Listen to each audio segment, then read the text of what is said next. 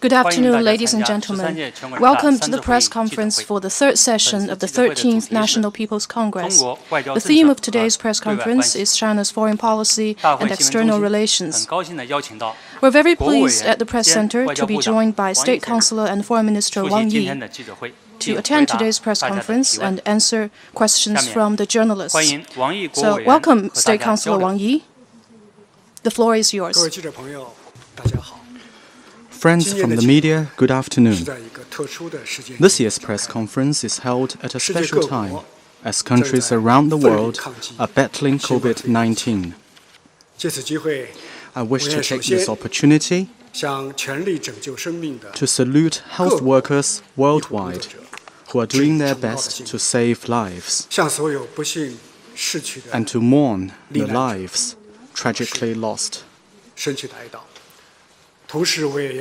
I'd also like to say thank you to all the governments and nations who have given understanding, care and assistance to China in its COVID-19 response. The virus cannot defeat humanity. We will eventually prevail. The darkest hour will pass. Looking ahead, we can see light and hope. With these words, I'm happy to open the floor for questions. 请北区第二排第一位女士提问，谢谢。谢谢主持人，王国伟您好，我是人民日报社记者。今年这场疫情席卷全球，各国都在以各自的方式来抗击和应对疫情，同时这场疫情也引发了我们的一些思考。那么在您看来，我们能从这场疫情中获得一些什么样的启示？什么启示是最重要的？谢谢您。With people's daily, as COVID-19 sweeps the world, countries are responding in different ways. A lot can be learned from our responses to COVID-19. What, in your view, is the most important thing to be learned? In my view, the most important thing we could learn from COVID-19 is that the life and health of people in different countries have never been so closely connected. Also, it has never been made so clear to us that all nations live in the same global village, and that humanity is in fact a community with a shared future. The virus respects no borders or races. It poses a challenge to all humans without distinction. Political manipulation will give the virus loopholes to exploit. A beggar-thy-neighbor approach will leave each of us more vulnerable. Rejection of science will allow the virus to wreak greater havoc. With this in mind, President Xi Jinping has made the case to the world time and again that the virus is a common enemy of mankind, and that the only way to defeat it is to pull together with solidarity and cooperation, which are the most effective weapons against the virus. Having claimed so many precious lives, COVID-19 serves as a stark reminder that countries must rise above differences in geography, race, history, culture, and social system. We must work together for a community with a shared future and jointly preserve planet Earth, the only home we have. One important goal in this regard is to speed up efforts to build a global community of health for all. As a responsible country, China will contribute its share to the realization of this goal. 南区第二排中间 CGTN。Thank you for taking the question. I'm Jonathan Betts with CGTN. Relations between China and the United States have grown increasingly strained. A recent survey shows that a number of Americans view China favorably has hit a low. A lot of people are very concerned that the two countries are moving in the direction of growing further apart and that tensions could possibly escalate to the point of conflict. What is your take? How concerned are you that relations with the United States could further deteriorate? Thank you. 中国国际电视台记者，中美关系日益紧张，民调显示，美国民众对华好感度跌至历史新低。有人担心中美会加速脱钩，甚至爆发冲突。您对此怎么看？是否担心中美关系进一步恶化？CGTN 是一个国际性的一个频道。CGTN is an international news outlet. We welcome more foreign friends to join CGTN. The China-US relationship is under the spotlight at every year's press conference. But let me begin with the COVID-19 situation. The US has become the worst affected country. With every day that passes, many innocent lives are taken by the virus. I would like to express deep sympathy for what the American people are going through, and our sincere hope and best wishes that they will defeat the virus and resume normal life and work soon. COVID-19 is a common enemy for China and the US. Mutual support and assistance are the shared preference of our two peoples. Early on in China's response, many American organizations, companies, and citizens extended a helping hand to China. When the US was hit by the virus, the government, local authorities, and people of China reciprocated their kindness, generously donating large quantities of needed supplies. We also supported and facilitated US procurement of medical supplies in China. Take face masks, for example. More than 11 billion masks have been exported to the US, which means 40 masks for every American. It's most regrettable that while the coronavirus is still out there, a political virus is also spreading in the US and jumping at any opportunity to attack and slander China. Some politicians ignore the basic facts and make up countless lies and conspiracy theories concerning China. A list of these lies has been compiled and debunked online. New lies will be added to that list. The longer the list, the more it says about how low the rumor mongers are willing to go, and the more stains they will leave in history. I call on the US side to stop wasting precious time and stop costing people's lives. China and the US need to work together on a number of urgent things. First, we may share our experience and learn from each other's best practices to bolster our respective responses to COVID-19. Second, we must do what the world expects of us, jointly participating and advance multilateral cooperation against COVID-19 and make active contributions to the global response. Third, while getting prepared for the long fight against COVID-19 and maintaining our ongoing response, we must start to communicate and coordinate our macro policies to mitigate the impact of COVID-19 on our economies and the world economy. As for where we are and where we need to be in China-US relations, our position is consistent. As the largest developing country and the largest developed country, China and the US shoulder great responsibilities for global peace and development. It is imperative for us to seriously and properly handle our relations out of a strong sense of responsibility to humanity, to history, and to our peoples. Both China and the US stand to gain from cooperation and lose from confrontation. This best captures what we have learned, positive and otherwise, from the past decades. Both sides should take this lesson to heart. China and the US have different social systems, but this is a result of the different choices made by our people, which we must respect. It's also true that we have many disagreements, but that doesn't preclude cooperation. When you think about the challenges facing today's world, almost all of them require coordination between China and the US. China remains prepared to work with the US in a spirit of no conflict or confrontation, mutual respect, and win-win cooperation, and build a relationship based on coordination, cooperation, and stability.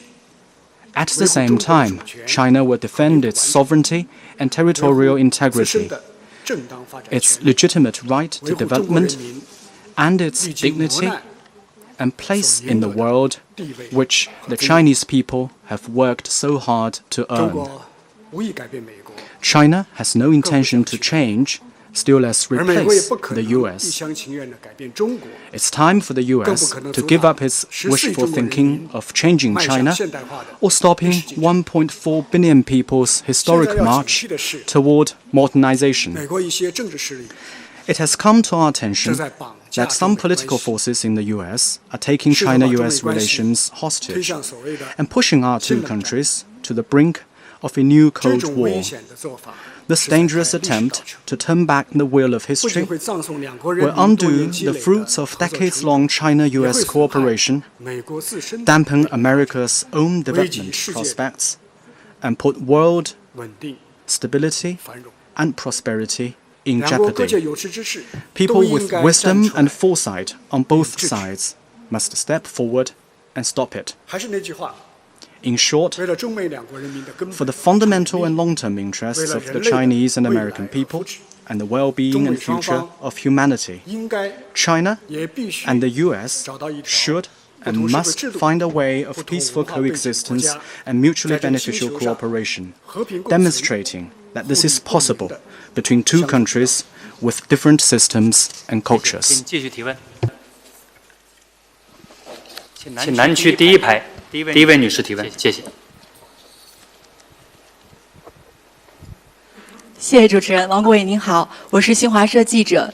新冠肺炎疫情正在深刻改变世界，全球化有可能逆转，世界已经回不到过去。请问中方如何看待后疫情世界和全球化的未来？谢谢。Xinhua News Agency.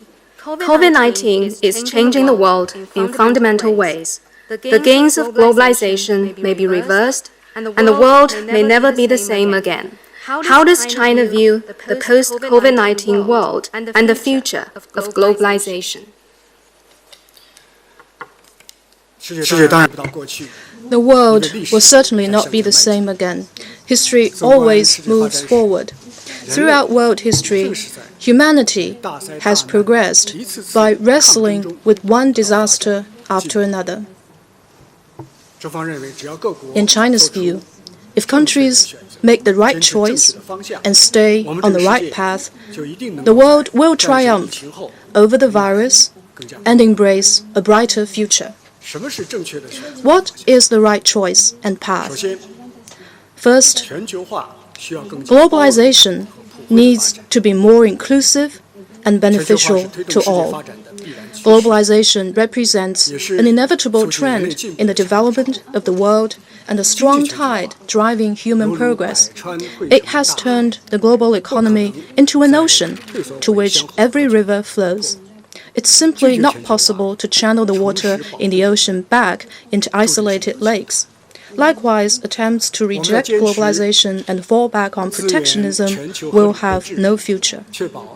Even as we continue to maximize cost efficiency through optimizing global allocation of resources, we must pay more attention to addressing the issues that have accompanied globalization, such as the widening wealth gap and regional imbalances. The solution lies in the further advancement of globalization. This requires us to steer globalization in the right direction. In early 2017, President Xi Jinping gave a speech in Davos in which he comprehensively laid out China's views on economic globalization and called for making it more open, inclusive, balanced, and beneficial to all. 3 years on, his words are more relevant and inspiring than ever. Second, multilateralism must be safeguarded and promoted even more firmly. COVID-19 drives home once again that no country, no matter how strong it is, can insulate itself from a global challenge. When a disaster wreaks havoc, watching from an apparently safe distance and sitting idle will eventually backfire. Pointing fingers at others will only end up damaging one's own reputation. Self-conceit and blame-shifting, instead of helping any country solve its problems, will only hurt other countries' legitimate rights and interests. In the face of mounting global challenges, only multilateralism can bring the world together. And only solidarity can see us through the current difficulties. Third, global governance needs to be reformed and improved where it is most lacking. COVID-19 has exposed weaknesses in national public health systems, the fragility of the global industrial and supply chains, and deficiencies in our global governance capacity and system. It calls for urgent improvement and reform of global governance. The United Nations must play a central role. WHO and other UN specialized agencies must be able to perform their mandates without hindrance. All countries must intensify macro policy coordination where appropriate and strengthen governance capacity. And we must redouble our commitment to international law and the basic norms of international relations. The world will never be the same again, and China will never stop moving forward. COVID-19 has been an all-round test on China's social system and governance capacity. China has stood the test, displayed its composite national strength, and shown itself to be a responsible major country. After COVID-19, our economy will emerge stronger and more resilient, our people more united and confident in socialism with Chinese characteristics, and our nation more unstoppable in its march toward rejuvenation.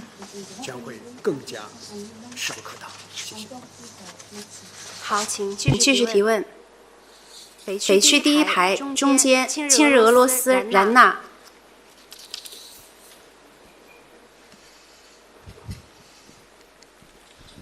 谢谢主持人。今日俄罗斯国际通讯社记者提问：疫情发生以来，中俄两国虽自个遇到一些困难，但是始终相互帮助和支持。请问您如何评价疫情发生以来的中俄关系？在您看来，中俄关系发展是否经受住了疫情的考验？另外，外界有猜测认为中国和俄罗斯将联手挑战美国的领先地位，您是否认同这种说法？谢谢。Ria Novosti. China and Russia have both had difficult moments in fighting COVID-19, but the two countries have rendered each other help and support. How do you assess the China-Russia relations during this period? Has this relationship stood the test? There are speculations that China and Russia may join forces to challenge U.S. predominance. Do you agree with this characterization? While closely following the COVID-19 response in Russia, we have done and will continue to do everything we can to support it.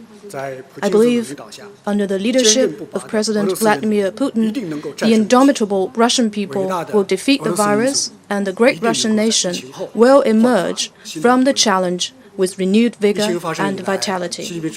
Since the start of COVID-19, President Xi Jinping and President Putin have had several phone calls and kept the closest contact and high level of strategic communication between the two world leaders.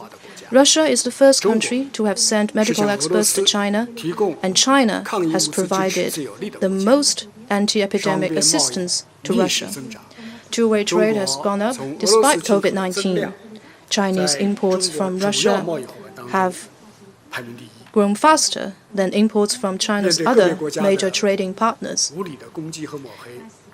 The two countries have supported and defended each other against slanders and attacks coming from certain countries. Together, China and Russia have forged an impregnable fortress against the political virus and demonstrated the strength of China-Russia strategic coordination. I have no doubt that the two countries' joint response to the virus will give a strong boost to China-Russia relations after COVID-19. China is working with Russia to turn the crisis into an opportunity. We will do so by maintaining stable cooperation in energy and other traditional fields, holding a China-Russia year of scientific and technological innovation, and accelerating collaboration in e-commerce, biomedicine, and the cloud economy to make them new engines of growth in our post-COVID-19 economic recovery. China and Russia will also enhance strategic coordination. By marking the 75th anniversary of the UN, we stand ready to firmly protect our victory in World War II, uphold the UN Charter and basic norms of international relations, and oppose any form of unilateralism and bullying. We will enhance cooperation and coordination in the UN, SCO, BRICS, and G20 to prepare ourselves for a new round of the once-in-a-century change shaping today's world. I believe that with China and Russia standing shoulder to shoulder and working back to back, the world will be a safer and more stable place where justice and fairness are truly upheld. Thank you. 请继续提问。请北区第四排第三位男士。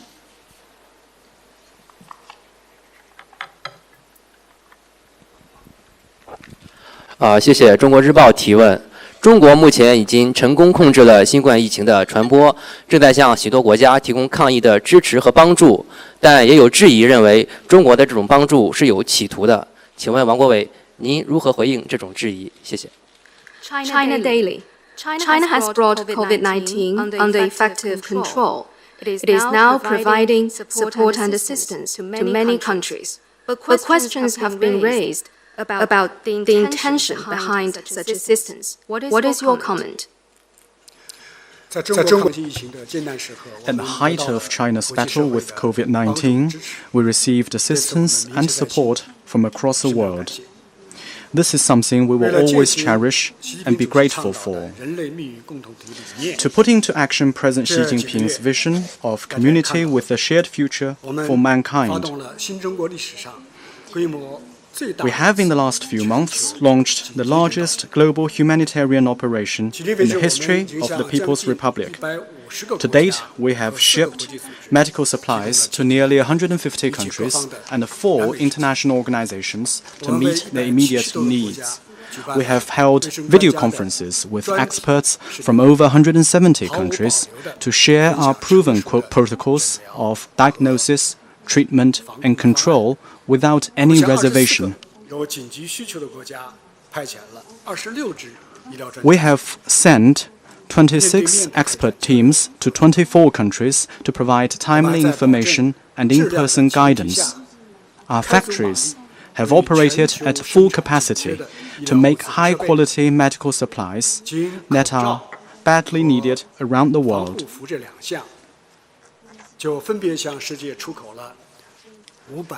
Including 56.8 billion surgical masks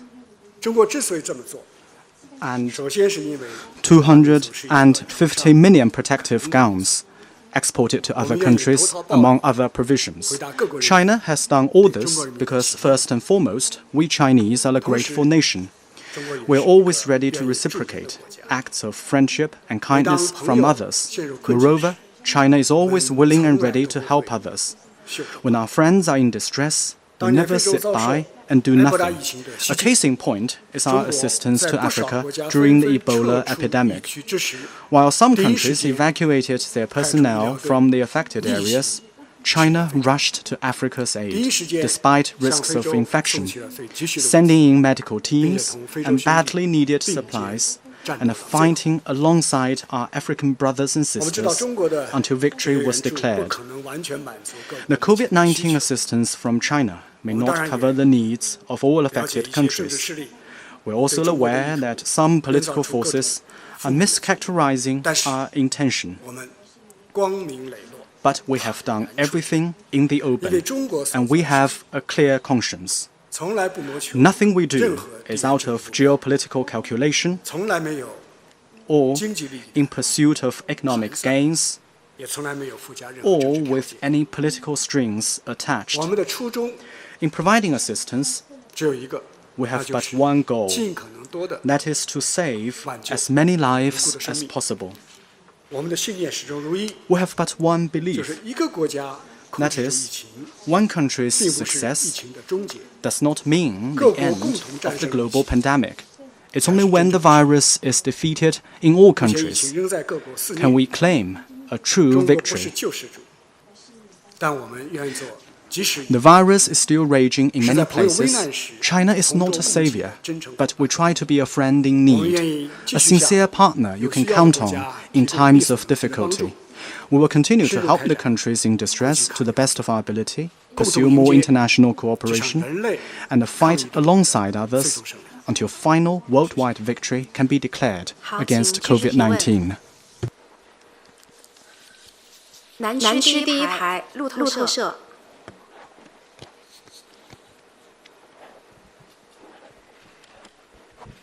Thank you. From Reuters. China's decision to press ahead with the national security legislation for Hong Kong has rattled markets and provoked threats of retaliation from the US, including the possible removal of Hong Kong's special trade status. Is China concerned that Hong Kong's position as a global financial hub could be undermined? And what will China do to preserve investor confidence in Hong Kong? Thank you. 路透社。中国决定推进香港国家安全立法，这震动了市场，可能导致美国采取报复措施，包括取消香港特殊贸易地位。这引发了人们对其未来作为全球金融中心的担忧。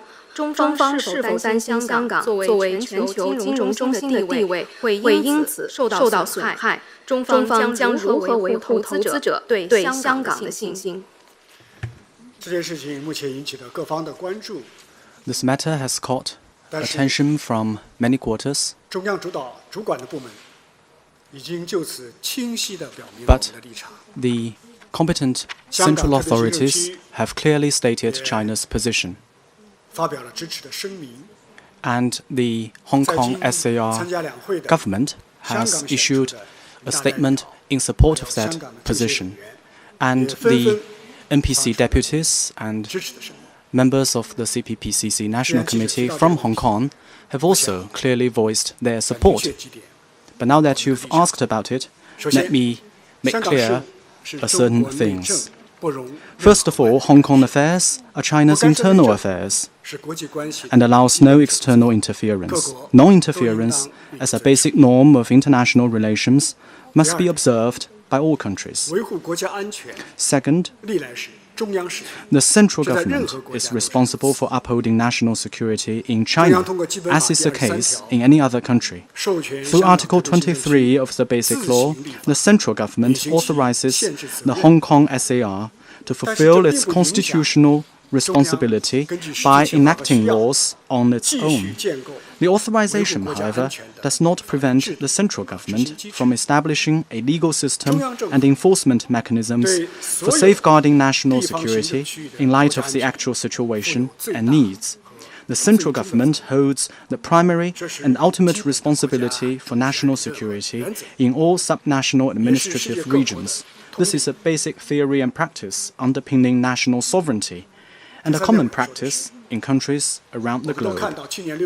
Third, since the turbulence over proposed legislative amendments last June, we have seen increasingly rampant activities by Hong Kong independence organizations and radical localists in Hong Kong, escalating violence and terrorist activities, as well as excessive unlawful foreign meddling in Hong Kong affairs. All this has placed national security in serious jeopardy and posed a grave threat to to Hong Kong's prosperity and stability and the practice of one country, two systems. Under such circumstances, establishing a legal system and enforcement mechanisms for safeguarding national security in the Hong Kong SAR has become a pressing priority. We must get it done without the slightest delay. Fourth, the NPC decision targets a very narrow category of acts that seriously jeopardize national security and has no impact on Hong Kong's high degree of autonomy, the rights and freedoms of Hong Kong residents, or the legitimate rights and interests of foreign investors in Hong Kong. Instead of becoming unnecessarily worried, people should have more confidence in Hong Kong's future. A legislative process will be set in motion following the adoption of the NPC decision. This will improve Hong Kong's legal system and bring more stability, stronger rule of law, and a better business environment to Hong Kong.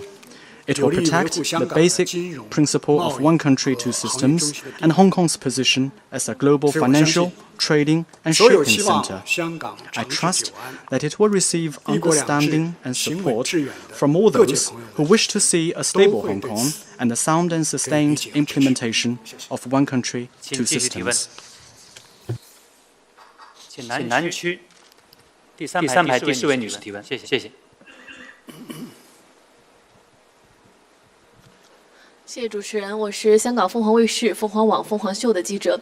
我们想关注中方怎么回应美国指责中国要对疫情全球大流行负责。那么中方是否同意就病毒的源头问题开展国际独立调查？谢谢。Phoenix TV. How do you answer the U.S. accusation that China should take the responsibility for the pandemic? Would China agree to an independent international investigation into the source of the virus? Regarding the source of the virus, the difference between China and some US politicians is as wide as that between facts and lies, between science and prejudice. Source tracing is a serious and complex issue of science. It should be studied by scientists and medical experts. Some American politicians have rushed to attach a geopolitical label to the virus, politicize its source, and stigmatize China.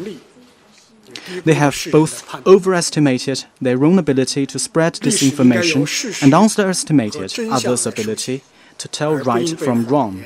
History should be written with facts, not tainted by lies.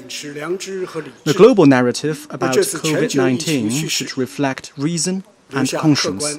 Humanity has no obligation to leave behind an objective and truthful account as part of its collective memory. China is open to joint efforts by the international science community to identify the source of the virus. Importantly, it must be a professional, impartial, and constructive process. Professional means being based on science and led by WHO, and letting scientists and medical experts research the issue worldwide. The goal is to help us better understand this kind of virus and deal more effectively with major infectious diseases in the future. Impartial means being free from political interference, respecting the sovereign equality of nations, and avoiding a presumption of guilt. All countries closely related to the virus should be covered by the field missions. The whole process should be open, transparent, objective, and rational. Constructive means not hampering the work of saving lives, which clearly must be our top priority at the moment. Not jeopardizing international cooperation against COVID-19, and not undermining the statutory role of WHO. Instead, we should bolster the ability of the UN system to perform its mandate, strengthen international solidarity and cooperation, and improve the system and capacity for global governance in the area of public health. 北区第3排靠走廊，爱妃舍随风。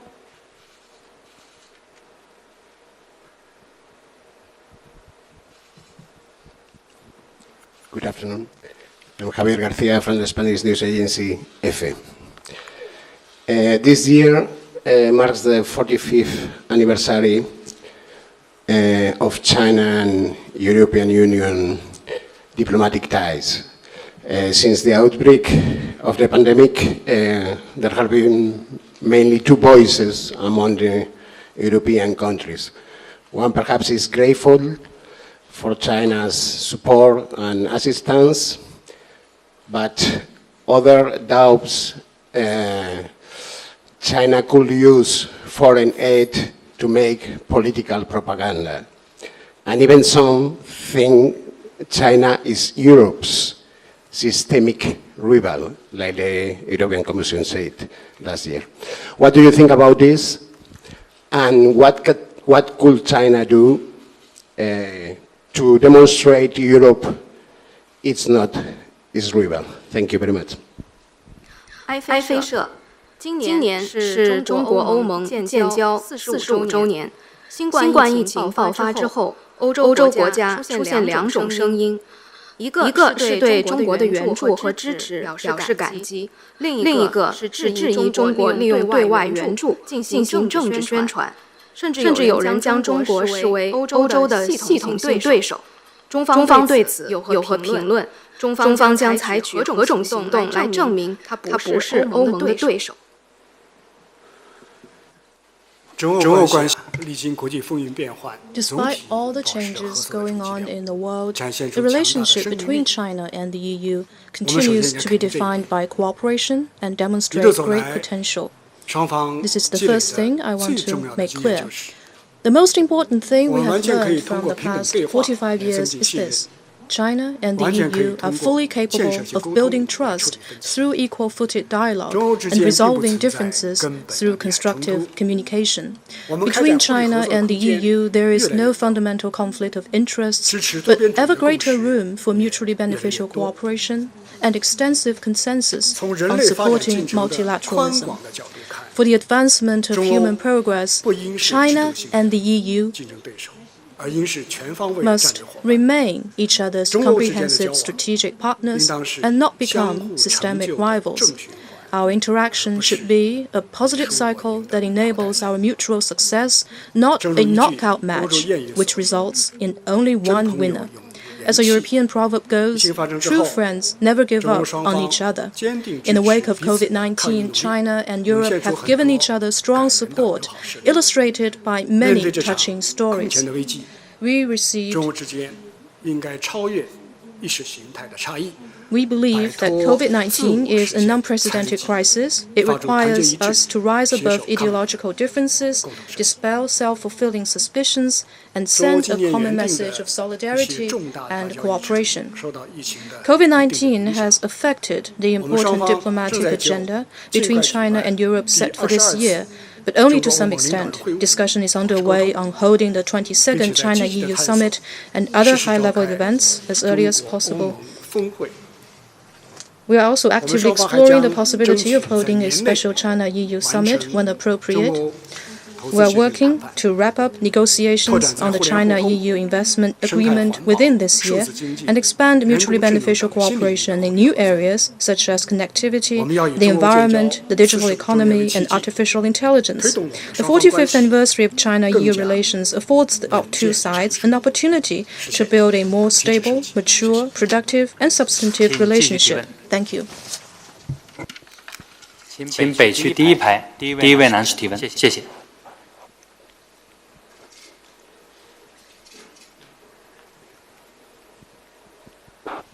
谢谢主持人。国伟您好，我是环球时报、环球网的记者。我们注意到，最近一段时间，美国已经有多起就疫情对中国追责的诉讼，其他几个国家也有类似的诉讼，所以想请问王国伟，中方打算如何应对这些诉讼？另外呢，考虑到美国国内对中国追责的声音呢比较强烈，所以呢，想问中方是否会担忧美国会没收中国在美资产作为补偿？谢谢。 Global Times. Multiple lawsuits have been filed in the US, along with similar ones in several other countries, asking for compensation from China as a result of COVID-19. How will China respond? Given the clamor in the US for holding China accountable, are you concerned about the possibility of Chinese assets being seized? 这些针对中国的所谓滥诉啊， The attempt to file frivolous lawsuits 没有法律依据， is a shoddy 没 one, 有国际 as it has zero basis 是 in 彻头 fact, 彻尾的三无 law, 产品。 or international precedence. 在这场突如其来的疫情当中， COVID-19 has caught the whole world by surprise. China, like other countries, is a victim. 面对未知的新型病毒， Confronted by an unknown virus, 以对 we 人 have 民的 acted responsibly 健康和生 to 命 protect people's life and 和 health 全球的 and 公共卫 safeguard 生事业高 global 度负责 public health. 我们最早向世卫组织 China was the 报告疫 first 情 country to report 并 cases 及 to 时同有关 WHO 国家和地区 and 分 promptly 享 share information with relevant 我们最早 countries 确 and 定 regions, 病毒的基 the 因序列 first to sequence the 并向各 genome 国 of the virus and 我们 share 最 it 早向世 with 界 the 公布 world, 了 and the first to publish 防控 guidelines 方案 for treatment and containment. 面对严峻的防控形 Once 势 we sensed the risk of 我们 human 以壮士 infection, 断腕的 we 决心 made a tough 在最 decision 短的时间内 that cut off 切 the 断了 route 病 of 毒的 transmission 传播途径 in the shortest 有效 possible 阻止了 time 疫情的快速蔓 and 延 stopped the fast-spreading 为 virus 此 in its 我们 tracks. 付出了巨大代价 All this was achieved at enormous cost and with huge 中国的 sacrifice. 抗疫行动 China's record of 全世界公开 COVID-19 response 时间 is 经纬 there for the world to 清清 see, 楚楚 with a clear 事 timeline 实依据 and 一 solid 目了然 data that will stand 经得起 the test of 时间 time 历史 and 记 history. 对受害者鼓噪所 Some 谓 people 追 are 责 clamoring 索 for so-called accountability and 为滥诉 compensation 者 from a victim 制造各 of 种证据 COVID-19, 这 and 是 they're 对 fabricating 国际法治 so-called 的践踏 evidence for frivolous 也是对 lawsuits. 人类良知 These 的 people are 背弃 trampling on international rule of 于 law 时不符 and betraying 于理 human 不通 conscience. Their action does not square with facts, stand up to 今天的中 reason, 国 or have any 已 legal 不是100年 foundation. 前的中国 Today's China 今 is 天的世 not 界 what it used to 也 be 不是 100 years 100 ago, 年前的世界 nor is the world anything like the one a century 想借 ago. 滥诉侵 If 犯中国的 anybody 主权和 thought 尊 they 严 could use some ludicrous lawsuits 中国 to 人民的 undermine China's 辛勤劳动成 sovereignty 果 and dignity, 恐 or 怕是 deprive the Chinese people 白日做 of 梦 their hard-won gains, 必 they'd be 将 daydreaming 自取其辱 and bring disgrace to themselves. 请继续提问。北区第二排共同社竹内健二。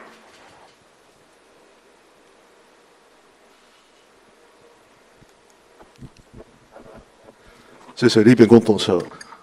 当前疫情在全球蔓延，国际关系持续动荡，但是东北亚秩序比较稳定。为了克服疫情，恢复世界经济的作用，备受期待。请问中方如何看待中日韩关系的发展？怎样推动后疫情时代的三国合作？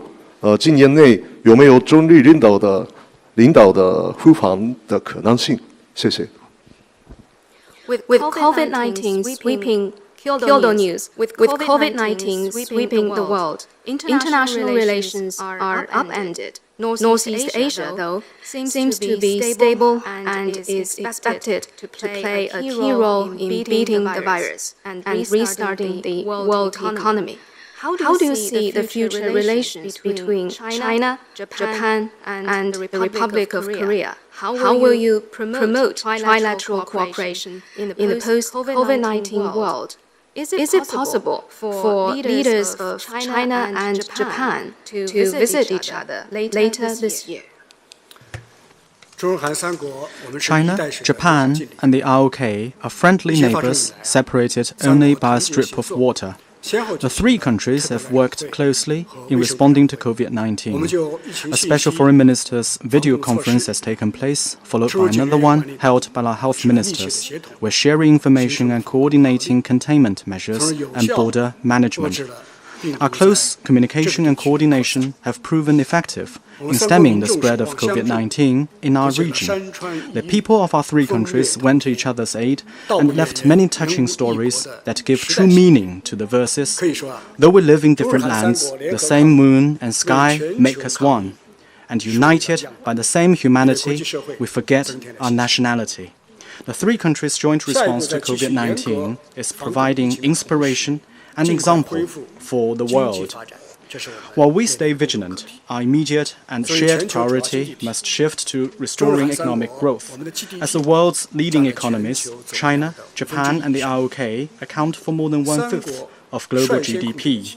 We were among the first to bring COVID-19 under control and resume work and production. These efforts will contribute to regional economic recovery and to the stability of the global economy. First, we will forestall any resurgence of infections to consolidate the gains. Faced with ongoing risks from COVID-19, China, Japan, and the ROK need to continue to share information and experience and coordinate our collective response. We're intensifying research efforts on vaccine and drugs. We need to set up a regional emergency liaison mechanism and reserve of essential medical supplies. We need to also leverage the internet, big data, and other information technologies to upgrade the region's public health governance and emergency response capacity. Second, we will coordinate the resumption of work and production and stabilize our industrial and supply chains. While never lowering its guard, China is prepared to open fast tracks for the movement of people and green corridors for the flow of goods with the ROK and other countries, so that we can restore as much practical cooperation as possible and revitalize our respective and regional economic activities. Third, we will aim for a higher standard of regional economic cooperation in the post-COVID-19 era.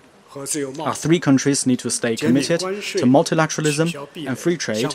We need to cut tariffs, reduce barriers, and open up markets to each other. More collaboration will be pursued on health and medical care, smart manufacturing, and 5G to turn them into new engines of economic growth. We will speed up trilateral free trade negotiations and work toward signing the Regional Comprehensive Economic Partnership Agreement within this year. To strengthen regional economic linkages, we will fully leverage regional mechanisms to forestall financial risks and make our economies more resilient. All in all, China is prepared to work with Japan, the ROK, and other countries in the region to completely defeat COVID-19 as soon as possible, restore economic vitality in East Asia, and promote development in our region and the world with Oriental wisdom and strength. 请继续提问。请南区第二排第二位男士提问，谢谢。谢谢。中央广播电视总台央视记者提问：疫情改变了人们的生活和工作方式，对今年中国外交的议程肯定也会造成一些影响。我想请问，中国外交如何来适应疫情防控常态化？今年中国外交有什么亮点值得期待？谢谢。 China Central Television. COVID-19 has changed our way of life and work. It must have also affected China's diplomatic agenda in 2020. How will China's diplomacy adapt to the new normal of COVID-19 response? Anything in particular to watch for? COVID-19 may have pressed the pause button on the interactions between countries, but China's diplomacy has not paused for a moment. Despite COVID-19, China has engaged in what we call cloud diplomacy in the form of phone calls, correspondence, and video conferences. President Xi Jinping has personally led China's diplomatic efforts throughout this period. He has engaged with many world leaders and advanced international cooperation as a global statesman. To date, he has had phone calls or meetings with nearly 50 foreign leaders and heads of international organizations. He has attended the extraordinary G20 Leaders Summit and spoken at the opening of the World Health Assembly. In all his diplomatic engagements, he underscored China's unequivocal commitment to global solidarity and cooperation against COVID-19. Premier Li Keqiang has also spoken with foreign leaders by phone and attended a special ASEAN +3 summit on COVID-19. I myself have had over 100 phone calls with foreign counterparts. China has held special foreign ministers' meetings with ASEAN members, Lantang Mekong countries, Japan and the ROK, BRICS countries, and SCO members.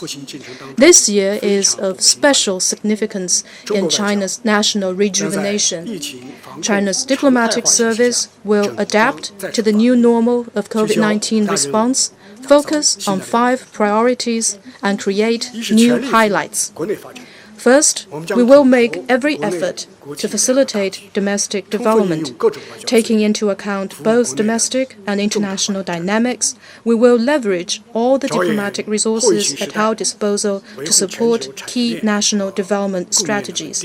We will work to keep the global production and supply chain stable after COVID-19, promote the liberalization and facilitation of trade and investment, and offset downward risks to the world economy. Second, we will firmly defend national interests. We will show more resolve and take more effective steps to safeguard China's sovereignty, security, and development interests, and forestall and foil all external attempts to interfere in China's internal affairs.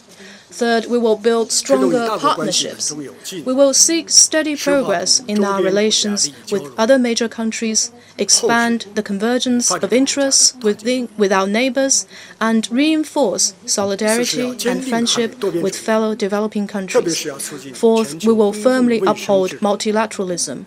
We will focus on enhancing global public health governance, support WHO in playing its due role in the global COVID-19 response, and garner efforts to build a global community of health for all.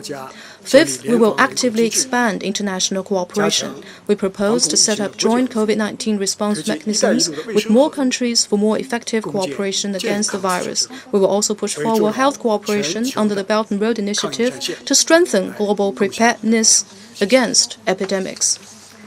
好，请继续提问。北区第4排靠中间走廊，埃及中东通讯社。Middle East News Agency. African countries provided support to China when it was at a difficult phase in pandemic response. Now, Africa is facing a severe situation. How China will help African countries to fight against COVID-19, and will China reduce the debt for the African countries? Thank you. 埃及中东通讯社。非洲国家在中国抗疫最艰难的时刻，向中国提供了支持。目前，非洲疫情形势严峻，中方将如何帮助非洲抗击疫情？是否会减免非洲国家的债务？ China and Africa are good brothers who have shared real and woe together. Our people, having fought shoulder to shoulder for national liberation, are partners for common development. A few years back, we were together fighting Ebola. I fully agree with the AU Commission chairperson in saying that Africa and China are friends and, more importantly, comrades in arms. Nothing can change or damage this friendship. In the battle against COVID-19, China and Africa have again stood by each other. Over 50 African leaders have expressed solidarity and support in phone calls or public statements. China has subsequently sent medical expert teams to Africa's 5 sub-regions and surrounding countries. Resident Chinese medical teams based in 45 African countries have acted swiftly to assist in the local response. They have held nearly 400 training sessions for tens of thousands of African medical workers. We also look after the African community in China, just like we take care of our own families. All of the over 3,000 African students in Hubei and Wuhan have been safe and sound, except for just one, who got infected but was soon cured. This year marks the 20th anniversary of the Forum on China-Africa Cooperation. China's relations with Africa have stood the test of time and continue to flourish. We will continue to stand by Africa as it fights the virus. We will send anti-epidemic assistance to African and other developing countries as a matter of priority. We are considering sending more medical expert teams to the continent. China will continue to deliver on the health initiative announced at the FOCAC Beijing Summit. We will accelerate construction of the headquarters for the Africa CDC and help boost public health capacity in African nations. In addition, China will continue to work with Africa on development capacity building. We will work out ways to move ahead with major ongoing cooperation projects and support African countries in reopening businesses soon to sustain Africa's economic momentum. We will work with other G20 members to implement the debt service suspension initiative to ease Africa's debt burden. We're also considering further bilateral support for African countries under the greatest strain to help our African brothers and sisters through this difficult time. To quote a Chinese saying, when brothers are of the same mind, they have the power to cut through metal. We're convinced that with help from China and the rest of the global community, the youthful continent of Africa will achieve greater and faster development after defeating COVID-19. 请北区第4排第1位女士提问，谢谢。谢谢主持人。中央广播电视总台央广记者提问。那么，尽管受到疫情的冲击，但中方强调有信心打赢脱贫攻坚战，全面建成小康社会。想请问王国伟，在这个过程中，为实现上述目标，中国外交将发挥怎样的作用？谢谢。China National Radio. In spite of the serious impact from COVID-19, the Chinese government has often reiterated its confidence in winning the battle against poverty and achieving moderate prosperity in all respects. How can China's foreign policy and foreign service contribute to the realization of these goals? Achieving moderate prosperity in all respects is a centenary goal of China, and eliminating extreme poverty has been our nation's dream for thousands of years. The entire Chinese nation are working doubly hard to accomplish these two historic goals this year. All members of China's diplomatic service are duty-bound to contribute their share. While the completion of these two tasks mainly depends on China's own efforts, securing an enabling international environment is also important. Right now, the COVID-19 pandemic presents the greatest external complication and challenge to China's development. To better facilitate domestic development, we in the diplomatic service must adapt to the new realities and think out of the box to solve new problems. We will strive to minimize the pandemic's impact on our people's life and health and on China's economic and social development. We will look out for new opportunities of development from fighting COVID-19 with the rest of the world. While staying vigilant against imported cases, we will face more enabling conditions for resuming normal state-to-state interactions. We will take strong steps to advance international cooperation for shared benefit and make new contributions to the development and prosperity of China and the rest of the world. The Foreign Ministry has taken on specific responsibilities in the national drive for moderate prosperity and poverty eradication. For the past 28 years, the ministry has been paired with Jinping and Malipo, two poverty-stricken counties in Yunnan province designated by the central government, to help them escape poverty. I'm happy to report that the two counties have recently got rid of extreme poverty.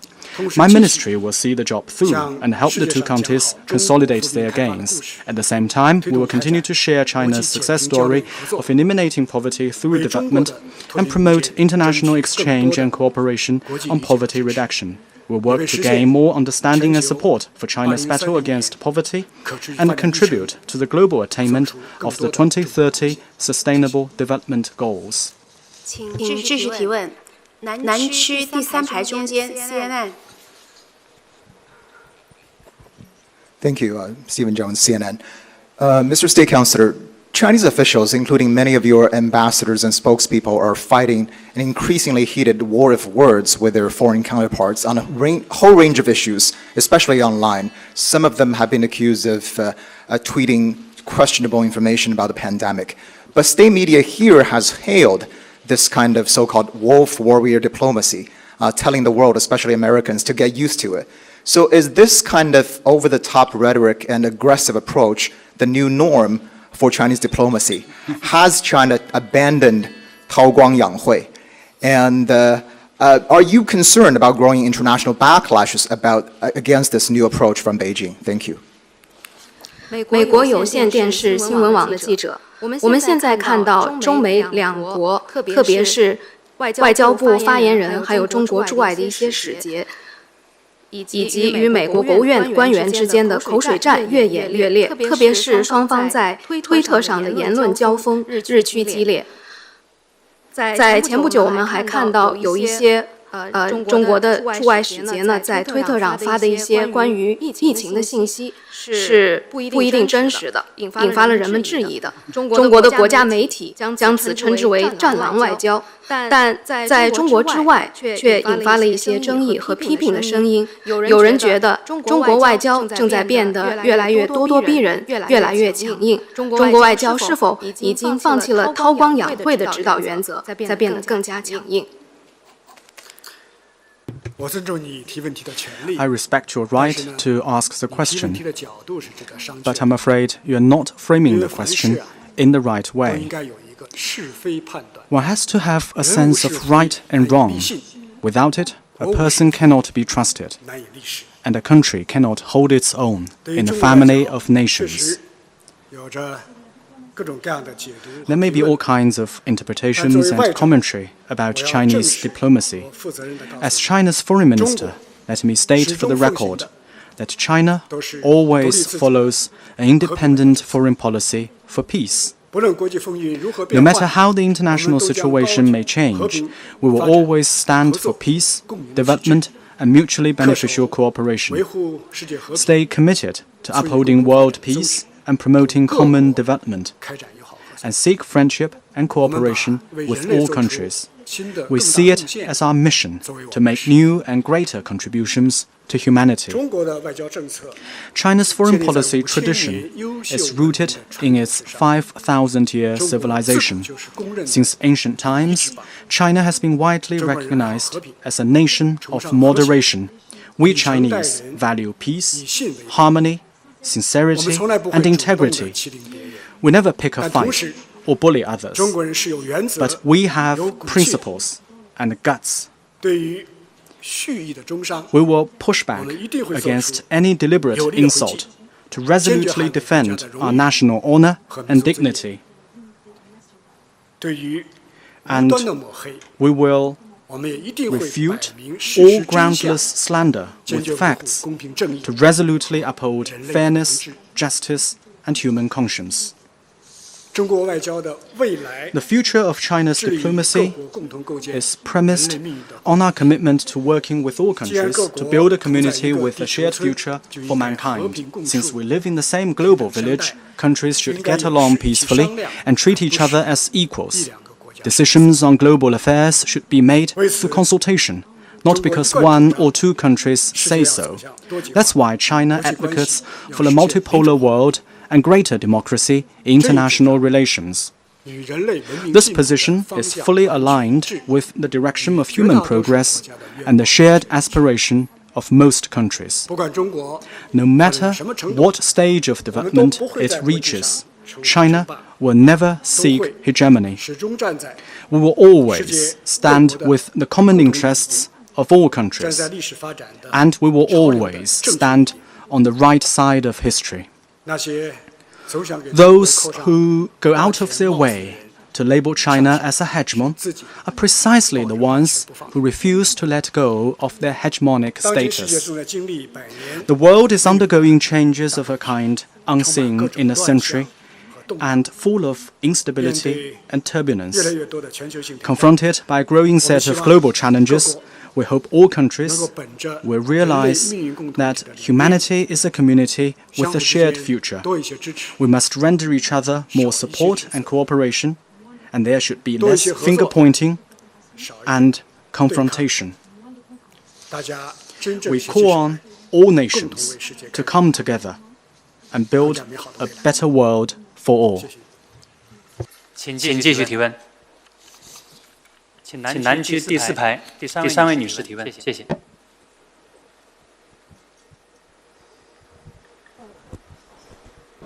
谢谢主持人。中央广播电视总台国广记者提问。那么最近一段时间以来呢，我们注意到美国在不断的指责世界卫生组织，然后呢，甚至声称世卫组织只为中国服务。那么请问中方是如何评价世卫组织的作用的？那同时呢，也有不少的国家提出要改革世卫组织。那想请问中国对于世卫组织的改革有何建议？谢谢。China Radio International. The US has been bashing WHO and accusing it of serving Chinese interests. How does China see the role of WHO? Many countries are calling for WHO reform. What is China's view? 世卫组织是联合国的专门机构。 World Health Organization is a specialized UN agency with a central role in coordinating global public health matters. Dr. Tedros was elected as Director General with an overwhelming majority. He has the full confidence of the international community.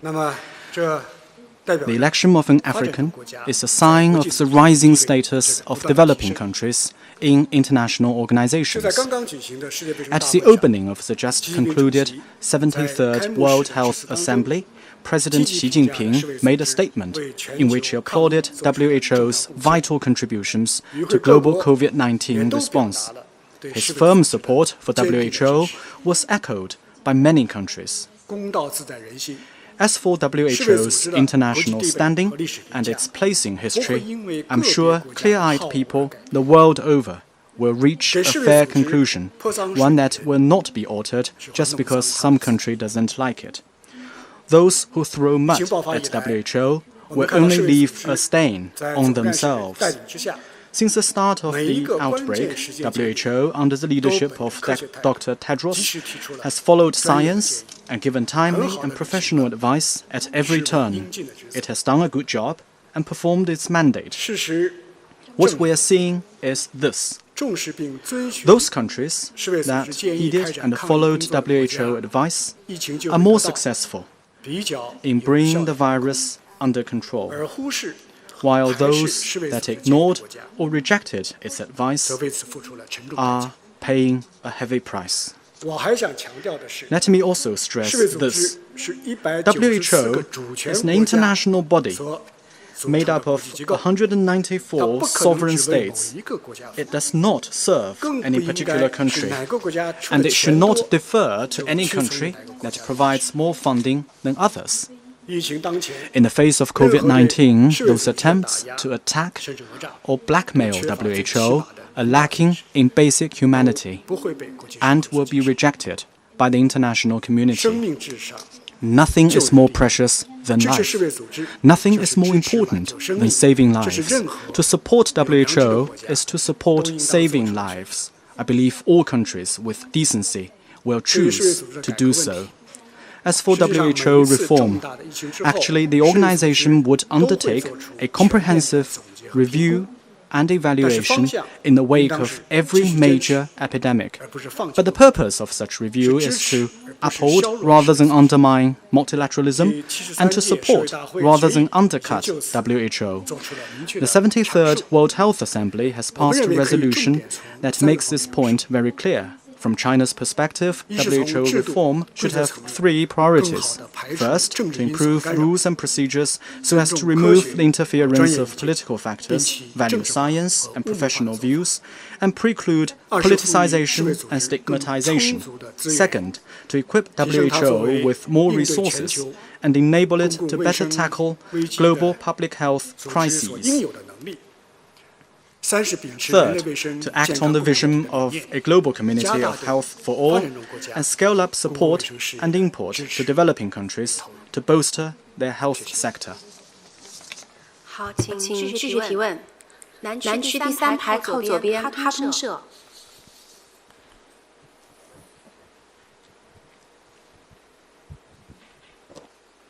好同事，下午好。受新冠疫情影响，世界经济遭受巨大损失。请问，中方将采取哪些措施恢复同“一带一路”的国家间的合作？谢谢。Cutting form. COVID-19 has caused great economic losses worldwide. What steps will China take to revive cooperation with Belt and Road partner countries? 哈萨克斯坦是最早同中国开展“一带一路”合作的国家。我愿意回答你这个问题。疫情对“一带一路”合作确实造成了一些影响。 So in response to your question, let me say that indeed COVID-19 has affected Belt and Road cooperation to some extent. The impact is temporary and limited. From an overall and long-term perspective, COVID-19 will only strengthen and re-energize Belt and Road cooperation and open up new possibilities. Belt and Road cooperation is built on its real benefits to the people in partner countries. Over the past 7 years, China has signed Belt and Road cooperation documents with 138 countries. More than 2,000 projects have been launched and tens of thousands of jobs created in the partner countries. Many of the infrastructure and livelihood projects have played a vital role in COVID-19 response. For example, energy projects along the China-Pakistan economic corridor have kept running and provided 1/3 of the country's electricity. While most of the air freight services have been suspended or cancelled, the China-Europe Railway Express has seen its services and cargo volume increase by 24% and 27% between January and April, delivering nearly 8,000 tons of anti-epidemic supplies in total. The railway has truly served as a lifeline for freight transportation between Asia and Europe. Belt and Road cooperation is driven by a strong and shared commitment to common development. Over the past 7 years, China's trading goods with Belt and Road partner countries has exceeded $7.8 trillion, and direct Chinese investment in the partner countries has topped $110 billion. Despite the impact of COVID-19, Chinese investment in Belt and Road partner countries increased by 11.7% in the first quarter, and trade with them was up by 3.2%. Steady progress is being made in the China-Laos Railway, the Budapest-Belgrade Railway, the dual-fuel power plant in Cambodia, and the CBD project in the new administrative capital of Egypt. Construction has resumed for a number of projects suspended due to COVID-19. All this will generate strong impetus for the host country's efforts to beat the virus and revitalize the economy. The future of the Belt and Road Initiative lies in expanding the cooperation to new areas. Emerging from COVID-19, countries will have a stronger need to grow the economy and improve lives, as well as a surging demand for public health cooperation. China will work with the partner countries to advance health cooperation along the Belt and Road and convene a high-level video conference to better protect people's health and safety in the partner countries. China will also advance the digital Belt and Road to create new engines of growth for the partner countries and new impetus for global recovery. In sum, China is as confident and determined as ever to promote Belt and Road cooperation. We will continue to follow the principle of consultation and cooperation for shared benefits and support open, green, and clean development. By aiming for high standard, people-centered, and sustainable progress, we will make the Belt and Road a model of development, cooperation, and health for all involved. 请继续提问。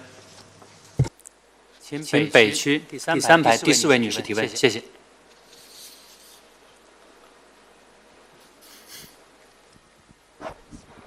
深圳卫视执新闻客户端记者提问：今年中国与东盟国家在10+1、10+3蓝莓合作框架下互动密切，成果也很显著。我想请问王国伟，中方对于推动与东盟国家关系的进一步发展有何规划和期待？谢谢。深圳 TV. This year, China and ASEAN countries have had close and fruitful interactions in the context of 10+1, 10+3, and Lancang Mekong cooperation. What are China's plans and expectations for growing its relations with ASEAN? If you look at the course of China-ASEAN relations over the years, you can see that from the Asian financial crisis to the global financial crisis, each crisis has led to closer ties and stronger cooperation between the two sides. This is a testament to the extraordinary friendship and profound trust between us. I remember that during the SARS outbreak in 2003, the first multilateral conference was held between the leaders of China and ASEAN countries. It is also the case this time with COVID-19.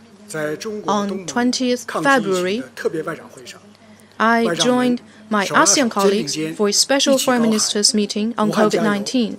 We held hands, stood shoulder to shoulder, and chanted, "Stay strong, Wuhan! Stay strong, China! Stay strong, ASEAN!" To this day, that heartwarming moment still inspires the people in China and ASEAN. Thanks to joint efforts, China-ASEAN cooperation continued to grow despite COVID-19. In the first quarter of this year, our trade in goods grew 6.1% to exceed $140 billion, making ASEAN China's biggest trading partner. This is a vote of confidence in each other's development prospects, even though we are confronted by a common challenge. Some ASEAN foreign ministers put it very well: that which does not kill us can only make us stronger. And we are stronger in the broken places. Indeed, just as rainbow appears after a storm, after COVID-19, China will continue to view ASEAN as a high priority in its neighborhood diplomacy and support ASEAN's centrality in East Asian cooperation. We will work with ASEAN countries in the spirit of mutual trust, mutual accommodation, mutual benefit, and mutual assistance to take our relationship to the next level. We will accelerate cooperation to resume economic activities and make up for the losses caused by the virus. We will seek stronger complementarity between the Belt and Road Initiative and ASEAN development plans and expand cooperation in emerging sectors such as smart cities, artificial intelligence, and e-commerce. We will uphold the multilateral trading regime and work together for signing of the Regional Comprehensive Economic Partnership Agreement within this year to build a more integrated regional economy. We propose a regional liaison mechanism for public health emergencies and reserve centers for epidemic control provision, which may help us enhance public health cooperation and crisis response capacity. We will make the most of the China-ASEAN Young Leaders Scholarship and other flagship programs to promote people-to-people exchanges. We will also step up cooperation on the blue economy and ecological and environmental protection to drive sustainable development and benefit people in our region. Next year will mark the 30th anniversary of China-ASEAN dialogue relations, another milestone for both sides. We're convinced that with the maturity and confidence this relationship has gained in the past 3 decades, China and ASEAN will take more solid steps forward in forging a closer community with a shared future. 北区第一排靠中间走廊，韩联社。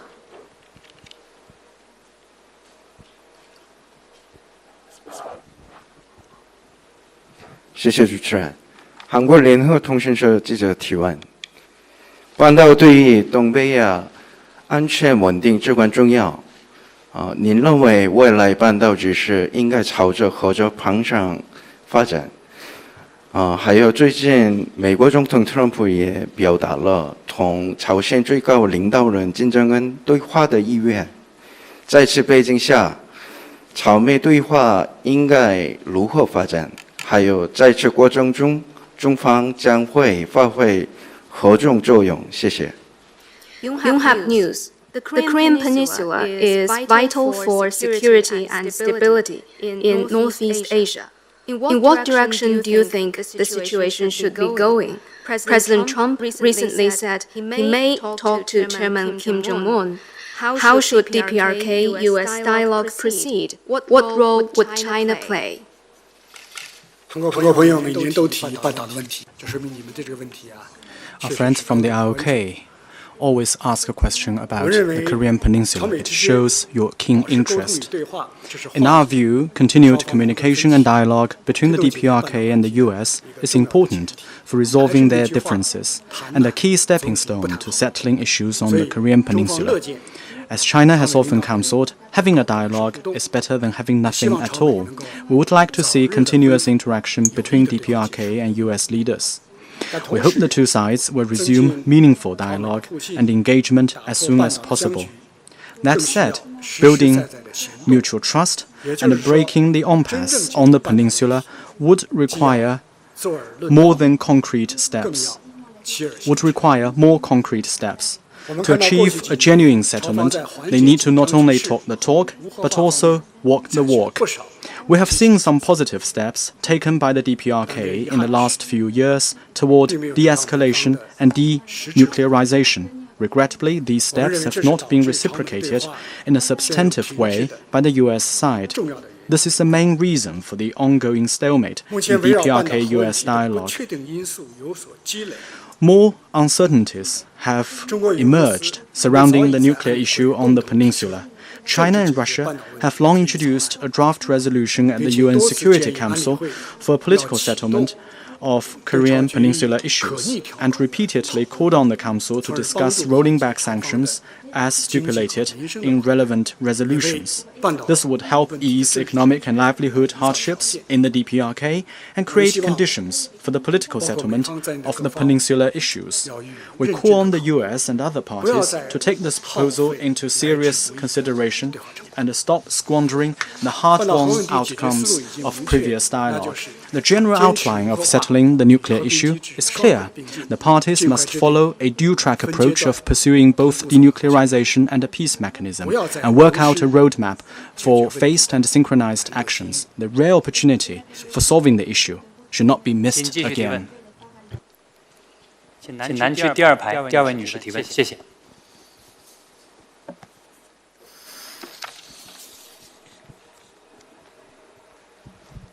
谢谢主持人，我是澎湃新闻的记者。请问，近期台湾问题在中美关系中更加突出，美台实质性关系有所提升。请问王国伟，中方是否担心涉台问题会对中美关系产生进一步的负面影响？谢谢。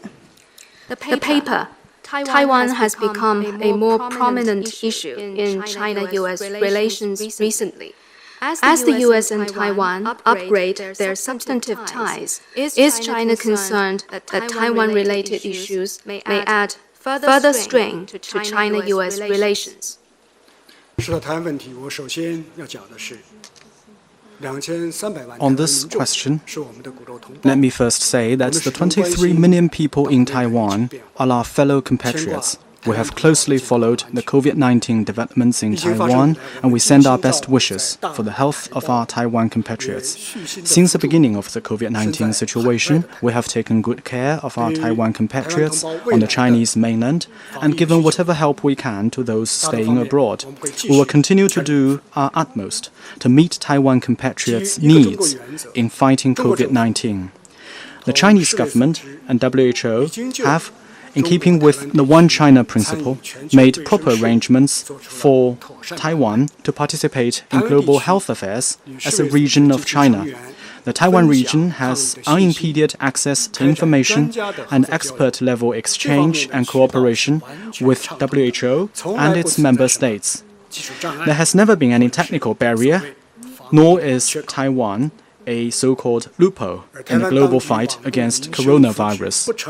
It's the Taiwan authorities who have turned a blind eye to their people's well-being, turning its back on the 1992 consensus that the two sides of the Taiwan Strait belong to one and the same China. They have shut the door to cross-strait consultation on Taiwan's external activities.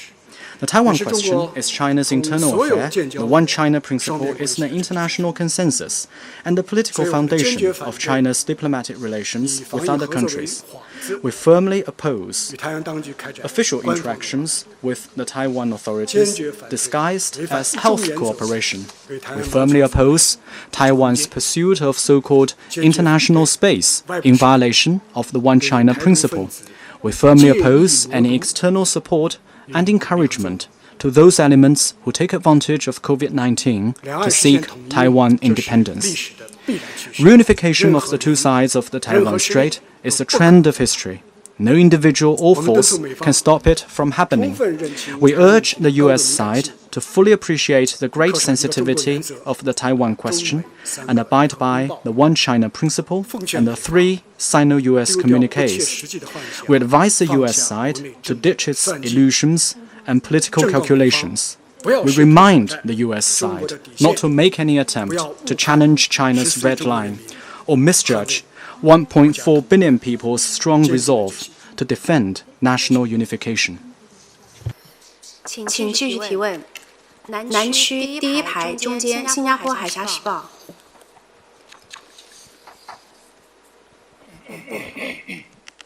王国维好，我是新加坡海峡时报提问，请允许我用英语来提问。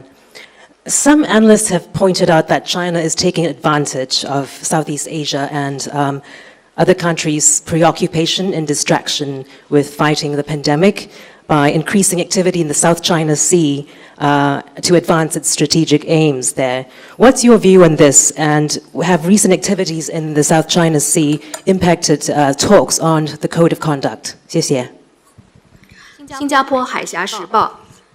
一些专家指出，近2个月以来，当东南亚国家和美国疲于应对新冠疫情之时，中国则在加大在南海的活动，以期实现其战略目标。您对此如何评价？近期中国在南海的活动是否会影响南海行为准则磋商？人说利用疫情在南海扩大存在这种说法完全是无稽之谈。Nothing to support the claim that China is using COVID-19 to expand its presence in the South China Sea. On the contrary, China has worked with ASEAN countries in recent months to beat the virus. We have assisted and supported each other, which has helped to strengthen mutual trust. Even as we speak, ships and planes carrying critical supplies are sailing in and flying over the South China Sea, a body of water that's witnessing mutual assistance and cooperation between China and ASEAN.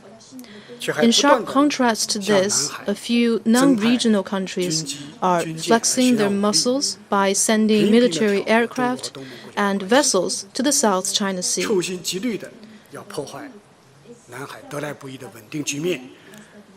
Their ill-intentioned and despicable moves are meant to sow discord between China and ASEAN countries and undermine the hard-won stability in the region. In recent years, the situation in the South China Sea has stabilized due to the joint efforts of China and ASEAN countries. A lot of progress has been made in our cooperation on maritime search and rescue, as well as marine conservation and research. The COC consultations are proceeding smoothly and speedily, with the second reading of the text already begun. China and ASEAN countries have agreed to conclude the COC at an early date, a goal we are confident and determined to achieve. No external interference can distract or sabotage our efforts. COVID-19 has put the consultations on a break, but China is coordinating closely with ASEAN countries to pick up where we left off as soon as possible. We will also explore new ways of maritime cooperation to safeguard peace and stability and promote development and prosperity in the South China Sea region. 北区第5排第2位男士，谢谢。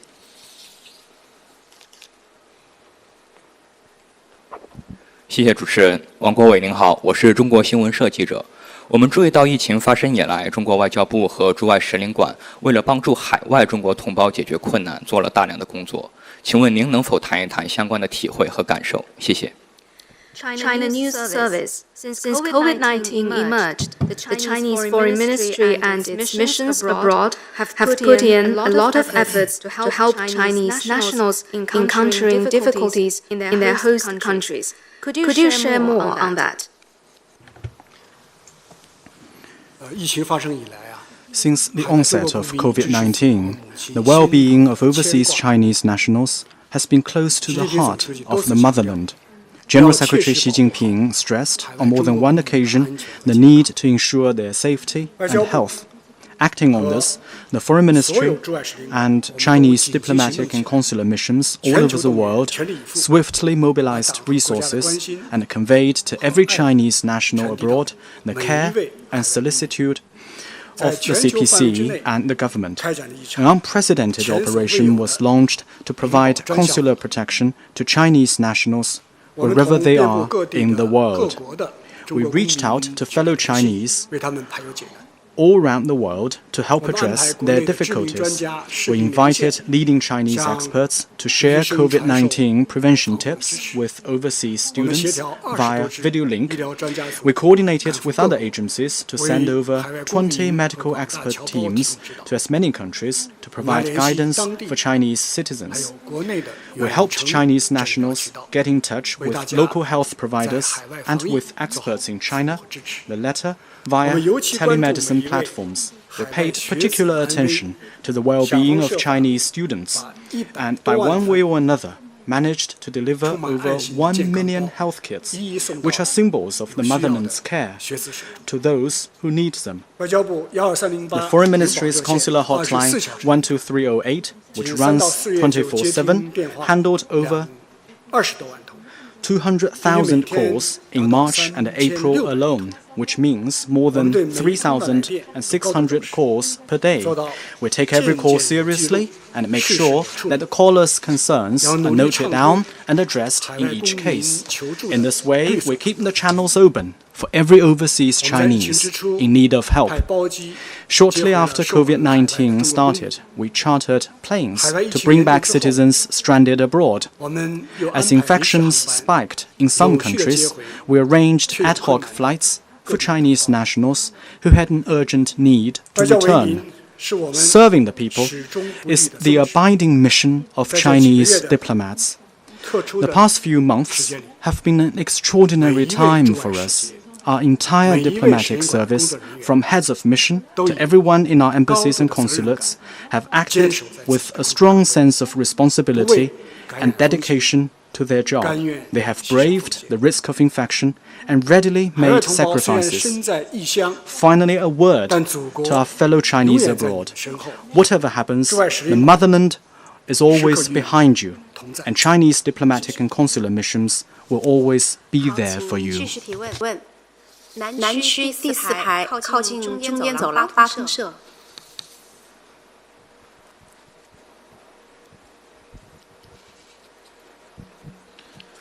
Good afternoon. I am from Associated Press of Pakistan.